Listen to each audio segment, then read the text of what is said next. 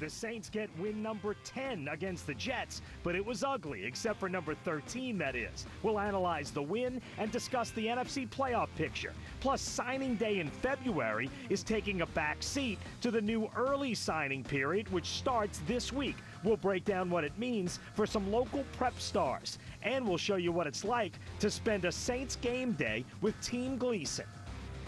This is the last word on sports. 4th Down on 4 starts now. Let this sink in. The Saints played poorly, really below their potential against the Jets, and they won by 12. That's a major step forward. I'm Doug Mouton. Welcome to 4th Down on 4. The NFC playoffs are going to be a dogfight. 6 teams, all playing at a very high level, and the Saints will be one of them. Ricardo Lecomte reports on how they struggled but won from the Superdome. A win is a win, but there wasn't any Saints player that was happy about their victory over the Jets, and certainly not Sean Payton.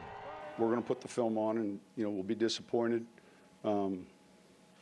MEs, penalties, I thought it was sloppy. On 3rd down, the Saints have struggled mightily. The league's top 3rd down conversion team a year ago has found themselves this season in the back half of the NFL, going 3 for 10 today and dropping their percentage to just 37.8% this season. But when you can still score 31 and you're 30%, I think it just tells all of us, well, gosh, guys, where can we be if we are at 50%? And it's not wholesale changes. It's nothing miraculous. It's just, man, you get one more, and instead of being, middle of the pack 3rd down team, you're a top 5 team. But more than the inefficiency on 3rd down kept the Jets hanging around. 3 offensive plays from the Saints stuck out like a sore thumb. A rare Breeze interception before the half allowed New York to make it a 1-score game at 17-10.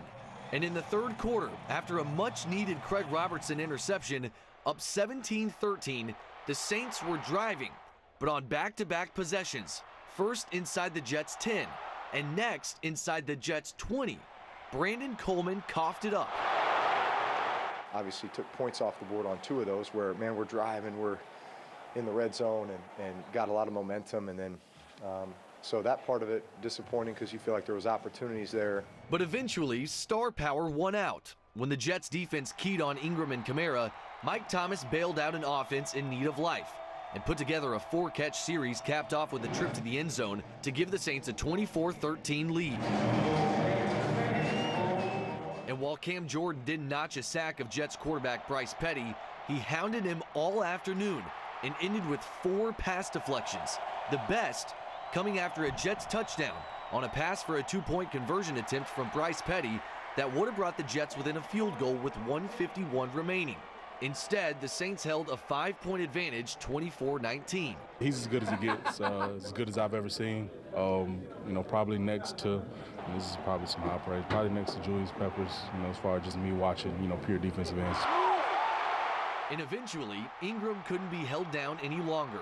To put the game on ice, the former Heisman winner showed off wheels from his college days and hit pay dirt with this 50-yard score to seal a 31-19 win. The Saints are essentially in a round-robin tournament with Carolina and Atlanta. And after today's win over the Jets, they're headed to 18 box with a 1-stroke lead. So the pressure is palpable. And when Sean Payton was asked if this week's performance had anything to do with looking ahead towards the Falcons, well, he didn't rule it out. Everyone's playing everyone, whether it's Carolina, Atlanta, New Orleans, Tampa Bay. We just got to focus on the game we're playing. Certainly that might have been the issue. It looked like we were a little sloppy, and we'll get that corrected, though. We have to. The positive is, even though the offense struggled, they still scored 31 points. But when they battle the Dirty Birds next week, with a chance at the division title being on the line, there won't be time for moral victories if the Saints still want to determine their own destiny. At Superdome, Andrew Doak, 4th Down on 4. Yes, that was Andrew Doak reporting. Thanks, Andrew. The Saints did not move up in the playoff picture because everybody won. The Falcons play tomorrow night. Now, one of the keys to the Saints' success Sunday, number 13, who keeps putting up huge numbers. Now, Ricardo Lecomte reports. His teammates see it all the time. He's just an animal. He's a dog, man, and definitely one of the top receivers in this league. He's the ultimate competitor, and he goes out there and gets it. There is no walkthrough rep for Mike. You know, it's always full go. I love that attitude. Michael Thomas showing all of that today. The second-year wideout leading the team in receiving, 9 catches for 93 yards. He eclipsed the 1,000-yard mark for the season on his very first catch. And when the Saints offense stalled in the second half, he took over in a fourth-quarter drive in a 4-point game with 5 catches for 50 yards and a touchdown to give New Orleans some breathing room. That's the type of situation I want to be in. That's when I want to rise to the occasion, and that's when I want to show my teammates, because you never know when you're going to get that other moment, or when you can show your teammates how much you care about them. You know, you can say it, but the ultimate way to do it is go handle business, and that's what I just wanted to do. With his 9 catches, Thomas surpassed the 90 reception mark for the year. And he and Odell Beckham are the only 2 players in NFL history with 90-plus catches in their first 2 seasons in the league. Thomas is making NFL history, but not receiving the recognition that he probably deserves. I certainly feel like Mike Thomas deserves, more attention. As far as where he stands amongst, some of the league's best receivers. He continues to get better and better, and he's a guy that wants to learn and wants to be put in as many positions as possible to help this team and to make plays. And, he envisions himself as that type of player, and he is. Thomas is a force at the position, and his name should be brought up alongside some of the top receivers in the game. The numbers in his first 2 seasons certainly back it up, but he's also just fine having his number called by his team. I'm doing my job, I'm staying consistent, and we're winning games, so I'm never gonna worry about the numbers. Those will come eventually, as you can see, and just keep building. Just how can I get better and how can I do more? Reporting from the Superdome, Ricardo Lecomte, 4th Down on 4. All right, good stuff, Ricardo. Thomas was terrific, and Mark Ingram went over 1,000 yards rushing for the 2nd straight season in Saints history. Only Deuce McAllister, Ricky Williams, and now Mark Ingram have done that in back-to-back years. Now back to the Superdome now. Andrew Doak with some analysis. All right, joined now by Joel Erickson of The Advocate. When you look at this win, if you're a Saints fan, you're just happy that they got out of the building with a W. Sean Payton had mentioned maybe they were looking ahead to next week's game against Atlanta. They seemed to be kind of in a haze throughout this game. They had spurts where the offense started out hot. They had a lull, then they finished strong, and the defense really was consistent throughout. But what did you feel like was the difference to be able to pull out this W? Well, normally when I think of a team kind of being in a haze, like they start slow and then kind of figure stuff out as they go along. This game was kind of the opposite. They scored on their first 3 drives, had 17 points, and had a touchdown taken away on the first drive. And then it kind of bogged down. I really think the big thing is it seemed like the Jets sold out to stop the running game. The Saints running game really didn't do much until the very last play for the offense. And I thought that it kind of made the Saints a little bit one-dimensional and put them in a lot of 3rd down situations. And they've weirdly been bad on 3rd down this year. Yeah, no doubt about it. I mean, you look, they finished 3 for 10 on 3rd down. They were 19th in the league in 3rd down conversions coming in, which is like an anomaly for them because that just really hasn't happened. You said 3rd and 8, 3rd and 9. But it's been some of the shorter downs and distances on 3rd down that have really did them in this season. Yeah, it's a crazy statistical anomaly given their past history, but not only that, they're 1st in the league in yards per rush, 1st in the league in yards per pass. That should lead to 3rd down efficiency, but they've been really bad on 3rd and what you'd think would be manageable, 3rd and 3, 3rd and 6, that kind of thing. Cam Jordan had 5 pass deflections by my count. He's having an all-pro type season, but he had an all-pro type day. Even if they weren't able to sack Bryce Petty, they were able to hurry him and especially bat down those passes when he was trying to get loose. Yeah, I think one of the reasons that maybe fans around the league don't know Jordan is because they just look at the very top of the sack standings. Obviously, he's right there. He's in the top 10 this year. But some of the stuff he does outside of it, just all over batting down passes, he's at 12 now. That's by far the most for any guy in the top 25 in sacks. So he, like Cam said, there's a lot of ways to affect the passer. He does all of them, and you saw the batted passes play a role in Petty today. Yeah, sometimes you see some of the leaders in the secondary, but, man, he's just really been making a difference there up front. All right, Joel Erickson of The Advocate, make sure and go check his stuff out. Doug, I'll send it back to you. Coming up, a number of local prep prospects won't be waiting until February to commit to their college of choice. They'll be doing it as early as Wednesday during the new early signing period. Sam Spiegelman joins us to break down what it means for players like Landry Walker's Devontae Jason and how it affects LSU's signing class. And later, behind the scenes, as Steve Gleason and family prepare for a Saints home game.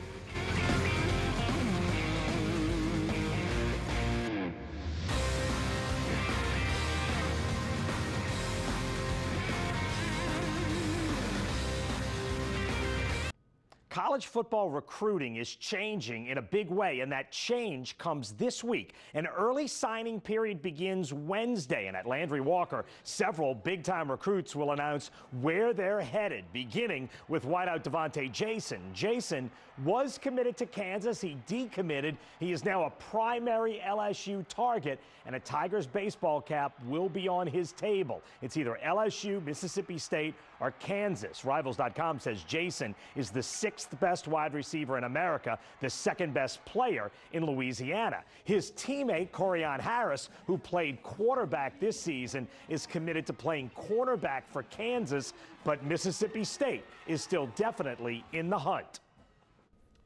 And we're joined by our friend Sam Spiegelman from SEC Country. Okay, well, let's start with Devontae Jason. What do you think is going to happen? Because he will sign this week, right? He's going to sign Wednesday morning at Landry Walker. It's a 3-team race. It's LSU, it's Mississippi State, it's Kansas. He decommitted from Kansas 10 days before his much-anticipated decision. If he really was going to go to Kansas, why decommit? Sure. It's LSU versus Mississippi State. The one thing Mississippi State has going for it, his former teammate, Keaton Thompson, is set to be the quarterback in a year or two. He's already there. Lamar Peters, they won state championships in basketball together. He's on the Bulldogs basketball team. Also, the entire Mississippi State staff got to go in-home with him this week. Neither Mickey Joseph nor Ed Orgeron got in-home with Wap before the big anticipated decision. The dead period starts Sunday night.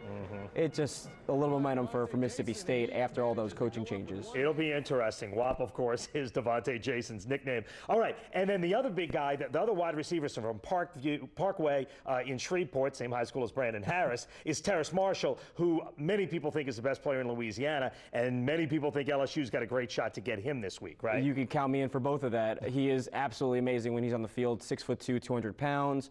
He's never publicly named LSU as his leading school, but he's been adamant no team has recruited him harder. You had Ed Orgeron, Mickey Joseph, and Steve Ensminger, all three making a hard push, recruiting him, his entire family. It's gotten interesting because after his official visit after the Thanksgiving weekend, it was LSU, A&M, and Florida State. Then Jimbo Fisher switches to A&M, and they got to go in-home with him Friday night. It should be interesting. A&M is making this a close race. Don't count them out. But for now, it seems likely he's the big fish that LSU gets before this early signing period concludes next Wednesday. And LSU needs wide receivers, so that would certainly help. For now, LSU's class is not ranked by pretty much anybody in the top 10 in the country, but you get Marshall and certainly some other guys, and that figures to change. Agreed? Yeah, I mean, there's plenty of big-name guys out there. Wap, Marshall, Anthony Cook is also announcing on Wednesday, and he's down to LSU in Texas. If they get one or two of those three, that's going to ultimately put them close to that 10th spot, if not 10th.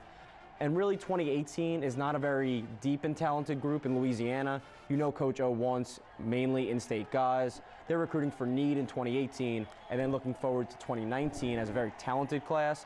Maybe that class that puts them over the top for the SEC and national championship picture. And if you look through Louisiana's top recruits, it sure looks like, and again, there's a bunch of guys at the top that are still uncommitted, but it looks like LSU's doing a better job this year of wrapping up Louisiana. Would you agree with that? Yeah, I mean, it's been an emphasis. North Louisiana, New Orleans, all of those have come into play, and Orgeron wanted to make sure that was emphasized.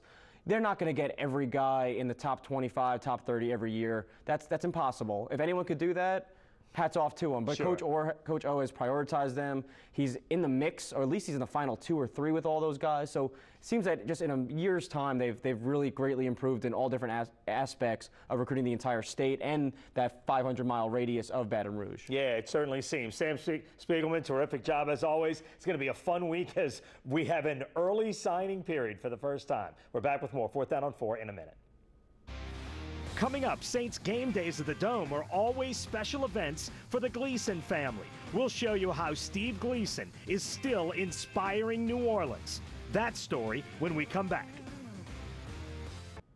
A Saints game day is always a special day for Saints legend Steve Gleason. And for the Panthers game, Jane McCarthy from our sister station in Spokane, Washington, spent game day with number 37, who continues to inspire New Orleans. Who's ready? Inside Steve Gleason and Michelle Verisco's New Orleans home. Well, you better get ready. The stockings are hung in salute to the kind of cheerful chaos only the holidays can bring. Don't be fooled by the sword fighting. This is a welcoming bunch. If you watched the Gleason documentary, powerful and highly personal, you'd likely feel that familiarity here too. Vinny, hold yours up a little more. Plus, who can't relate to the struggle of trying to corral the whole crew into a festive greeting? Everybody say Merry Christmas. 1, 2, 3.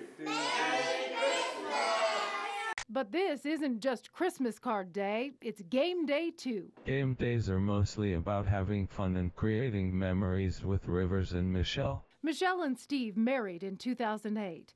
Then came now 6-year-old Rivers, named after the peaceful rivers of the inland Northwest Steve grew to love when he was a child himself. Spokane and the Inland Empire are where my roots were formed. I'm confident that I am the person I am today, because I was raised in the Northwest. I miss the area every day. And as he loads up with family and friends on the way to the Superdome, we're reminded why Steve loves New Orleans too. This is a unique city, and I've loved the city